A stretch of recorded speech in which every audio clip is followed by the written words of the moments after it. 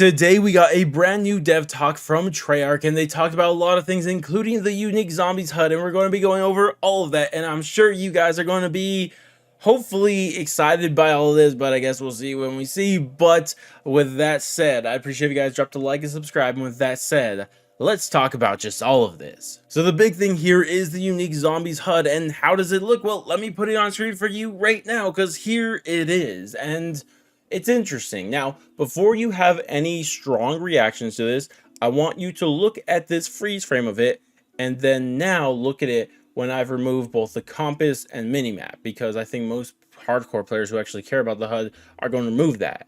And already I'll say it looks better than I initially thought when I first looked at it. Like, just looking at this without the minimap and the compass makes it look better for sure.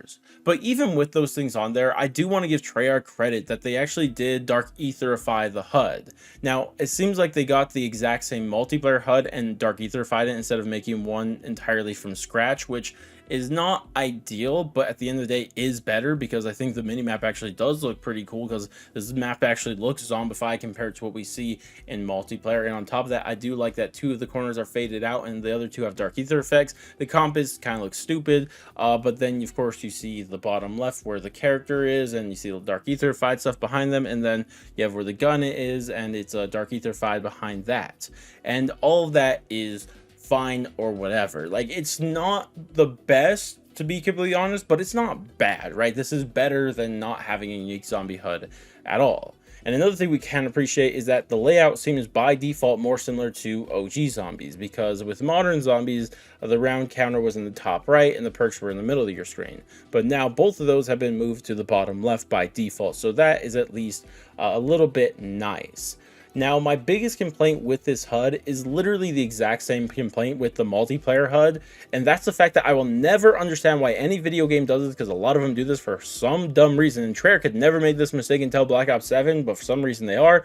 But why in the hell do we have to have a little picture of the gun we're holding in our hand? Like, I could already see that gun, it's in my hand, I don't need to see another little picture of it in the bottom right. Like, what is the point of that? It's just so dumb. But I really hope that they address that in both multiplayer and zombies, because I just don't understand stuff like that, because it's just so weird. Because, like, you could literally just put the field upgrade there and save a lot of, or I guess a little space on this HUD anyway. So I don't know, it's a thing on its own. Let me know what you guys think about this HUD, good, bad, or just kind of good, not great, because that's where I feel where I'm at. But another thing that I think is a bit interesting though about this HUD is that they did say that this is going to be accessed, or at least how they showed us accessing it in the settings, is actually through the HUD themes. So this is something that was already leaked a long time ago. I even alluded to this, is that this is something you'll be able to unlock different HUDs that you could use in all the different game modes, and it seems like this Zombies HUD can be used in multiplayer also.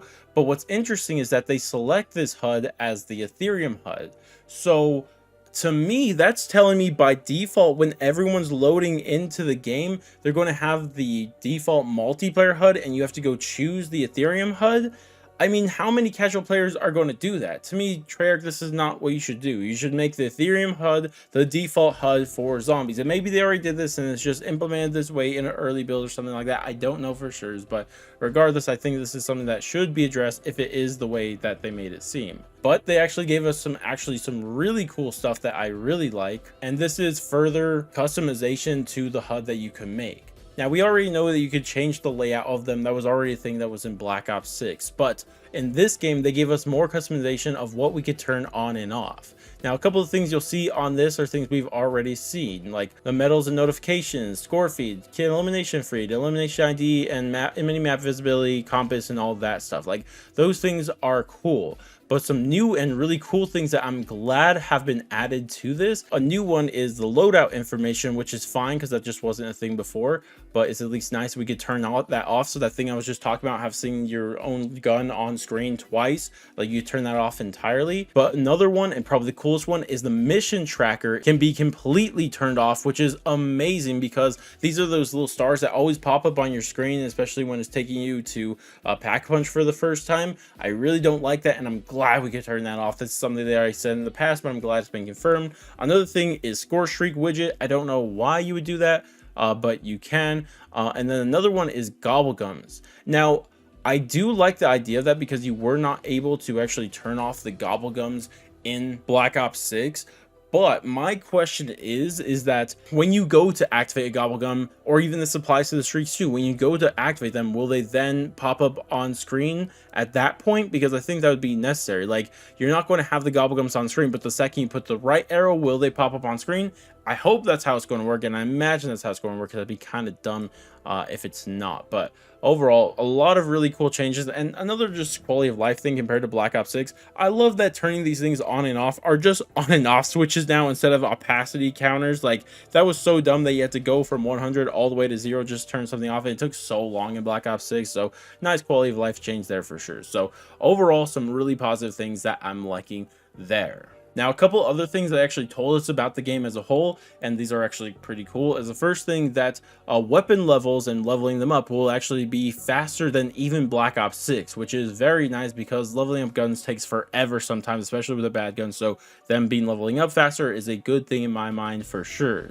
Another thing that they said is that the final mastery camo, so Nebula in the last game, and I forget the name of the one that's going to be in Black Ops 7 Zombies, but that will no longer have a final mastery challenge. Now, this is how it actually worked in Cold War Zombies and even multiplayer games before that you wouldn't have a final challenge. Because keep in mind, in Black Ops 6, to unlock Nebula, for each and every gun, you had to go get 10 elite eliminations. They completely removed that, and now once you unlock whatever the equivalent of Afterlife for all the guns in the game, it will immediately unlock the final mastery camo for all the guns right there. And that's something that's so nice, because that was so cool when that was a thing in Black Ops Cold War, because when you would do that, you had one last gun you had to work on, and once you got all the camos done with that one, it would unlock the mastery camo for all of them. So I'm glad they changed that. I don't know why they changed it in Black Ops 6. It was so dumb, but thankfully they did.